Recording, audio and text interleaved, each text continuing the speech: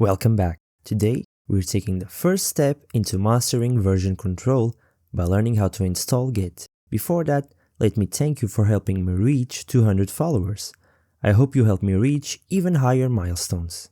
Now back to Git. Git is a powerful tool used by developers worldwide to track changes, collaborate on projects, and manage code effectively, whether you're on Windows, Mac, or Linux.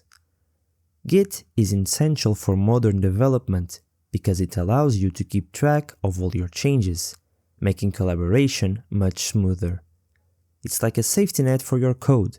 No matter how big or small your project is, Git ensures that you can always revert to previous versions, fix mistakes, and work efficiently with others. It's a tool that enables versioning so you never lose progress, and with platforms like GitHub, which we will go over on the next video, you can collaborate with teams across the globe. Mastering Git isn't just a skill, it's a necessity in the developer world. I'll guide you through the installation process, configure Git, and show you how to verify it's working. Let's get started. Let's begin by installing Git on your system. The process is slightly different depending on your operating system, so I'll walk you through each one. For Windows, go to the Git website and download the installer for your operating system. Run the installer and follow the default steps, but pay close attention to options like adjusting path environment, choose Use Git from the command line and third-party software, and complete the installation and open Command Prompt or PowerShell.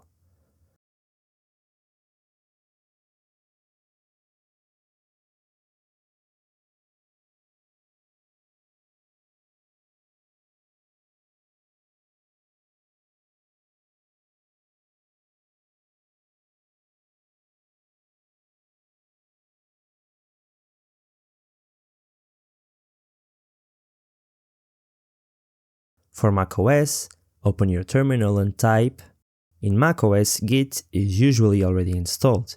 If Git is not installed, macOS will prompt you to install Xcode command line tools, which will also install Git. For Linux, Debian-based systems like Ubuntu, open your terminal and type.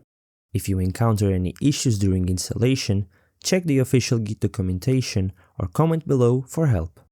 Let's verify that Git is installed and working correctly. Run this command in your terminal. You should see the installed Git version displayed. If you do, congratulations! Git is successfully installed and ready to use.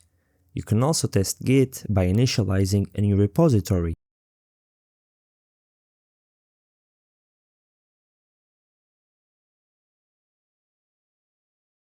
This creates a new Git repository in the folder My Git project.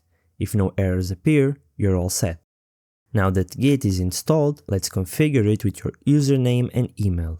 These settings are important because they identify you as the author of any changes you commit to a repository. To configure your username, type this command in your terminal. Replace your name with your actual name. I'm going to use Digital Dimension.